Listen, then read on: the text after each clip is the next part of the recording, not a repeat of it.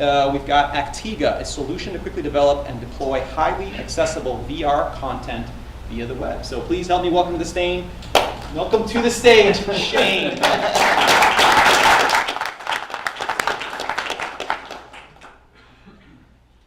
Morning. Again, I'm Shane. Aktiga is my new baby. Real quick poll, how many folks here have been in virtual reality? Oh yeah, nice, awesome. that helps me frame a little bit of this. A little backstory about how I landed here with Aktiga. I started a company, education and training development company back in 2019, just before the pandemic, and obviously that kind of accelerated our growth curve and brought us to Aktiga, just founded this year in March. Who is Aktiga? What is Aktiga? We are a B2B SaaS product company focusing on building a web-based authoring tool for building immersive content and sharing it directly via the web. The hope is to enable accessible virtual reality experiences without the problematic development experience. We are currently self-funded and pre-revenue, and all of our funding sources are non-dilutive. So what we've learned over the last 4 years is quite a bit. Remote work and training is definitely here to stay, thanks to COVID. We've learned a lot about how to make training and education content more interactive and more successful. And what we've learned is virtual reality is really the ideal medium for learning and training. There's some really compelling research out there that reinforces how quickly and effectively people absorb new information through VR as a medium.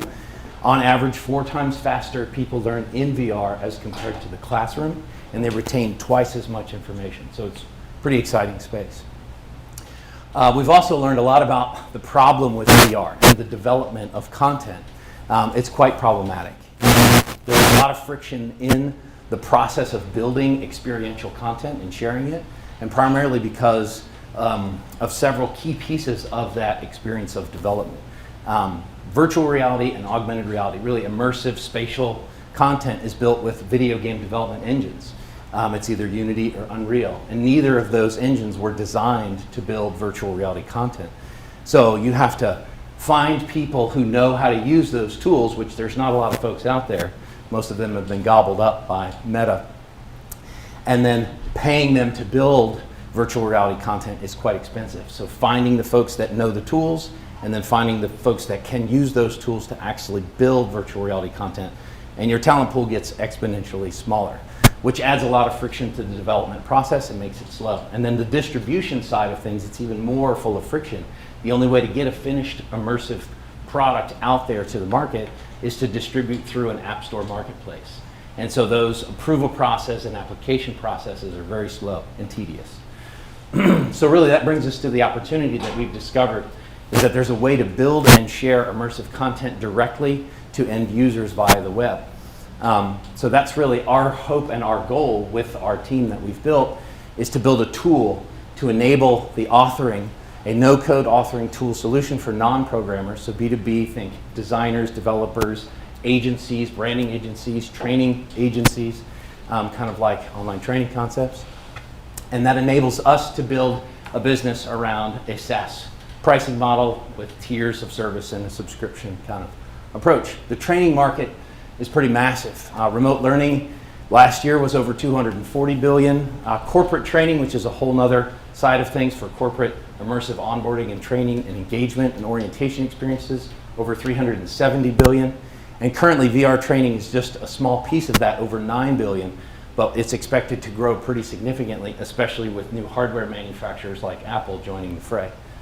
Part of the validation that we've been seeing over the last handful of years in the space, specifically for VR training, is that it works. We've got big players in the world, Walmart, KFC, UPS, spending millions of dollars internally to build their training systems. KFC has a chicken recipe training game experience for VR, which is pretty interesting.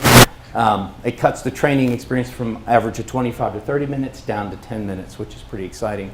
And UPS has spent over $340 million building their driver safety simulators, and that incorporates virtual reality. I feel like our team is pretty awesome, and I feel like we're really poised to bring this tool to market. I've got some great advisors. I've been working with CED up in Raleigh going through their Grow program. I've got connected with a handful of really talented advisors, and feel like we're headed in the right direction. Really, my community ask today is more about networking and connections. We are pre-revenue and we're self-funded, so we're not actively engaging with investors, but we do recognize that within the next 6 to 8 months we will be, and so we want to start those conversations now so that we can keep the folks that we connect to kind of up to date on our progress. We'd love to schedule meetings and show demonstrations of our core technology. We've got a couple of really compelling minimum viable versions of what we're building. And we'd love to add to our email and contact list. Really easy to sign up. Just go to aktiga.com and click the button and sign up. And so that's Aktiga. And again, I'm Shane. Thanks for listening.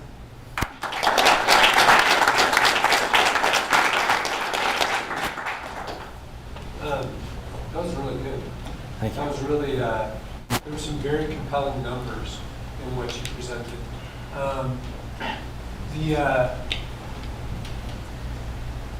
What I was thinking while you were talking, Shane, is this.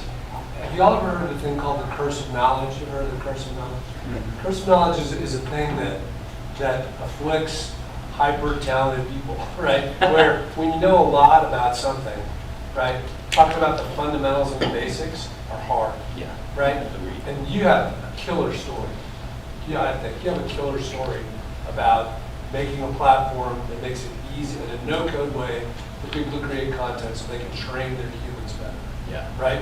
And it's in the slides that you just presented. There's a lot of framework around it that it was a lot for me to take on as a novice. Because I know nothing about this, right? Okay. But I think you got a great story. I would ask somebody smart who doesn't know much about this industry to rewrite it for you and see what they come up with. Gotcha. Right? Simplify it. Just, yeah, because can you go back like 3 or 4 slides? Sure. Right, go back to this market size slide. Okay, so I'm going to talk to you guys too, right? Right. Yeah. Big freaking markets. Like big markets, right? Big. And you're funding this with your training company, right? Correct. And so you've got access to leads in all of these places because your go-to-market strategy is I've got this little Trojan horse training company that's giving me leads into this, and then go to the next page, right?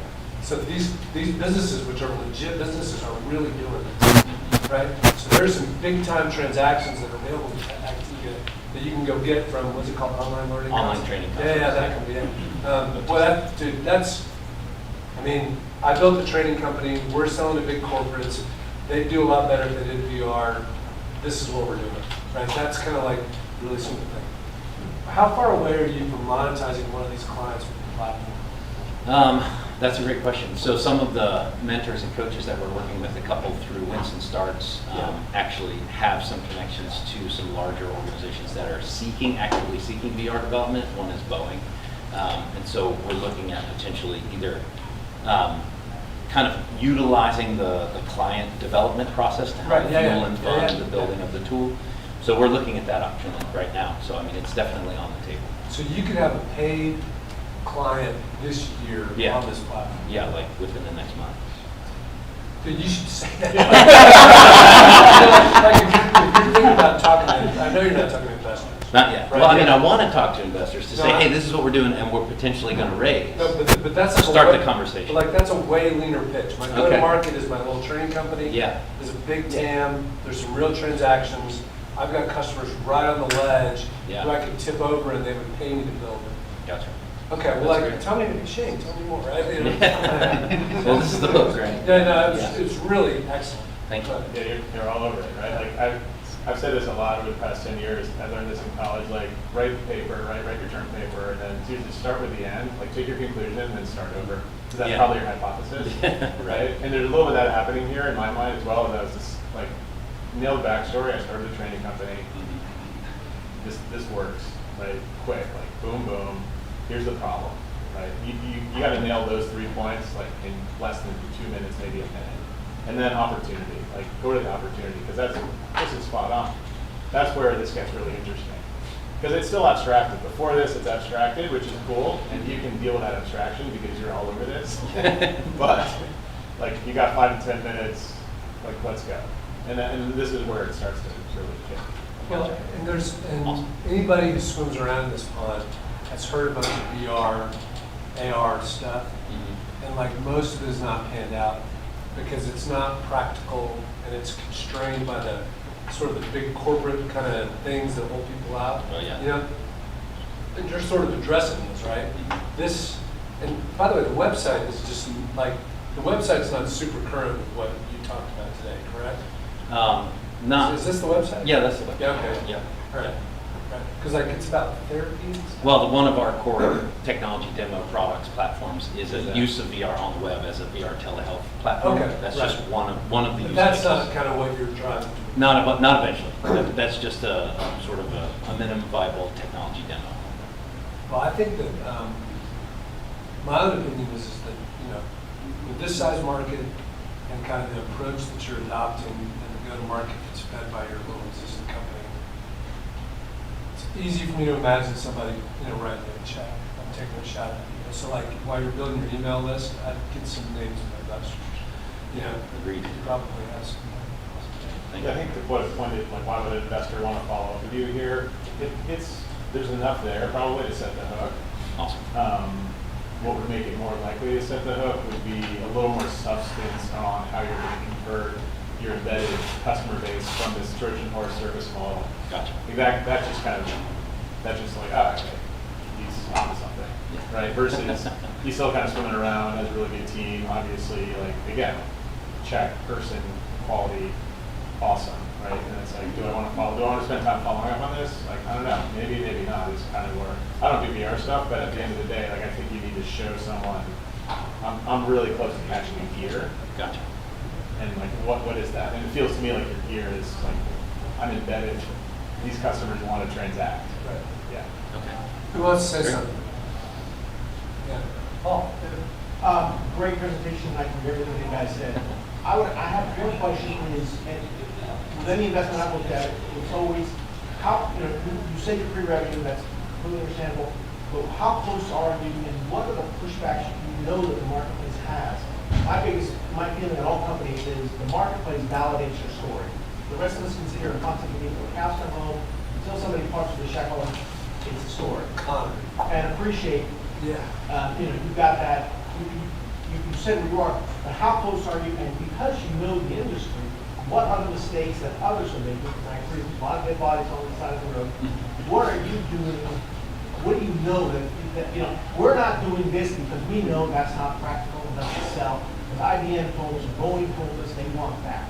That help me understand why you're smarter than all the dead guys on the side. No, that's a great question. Thank you. That simplifies it. Yeah, it does. I think really the problem and the reason why we see those dead bodies on the side of the road is that no one has addressed the production process.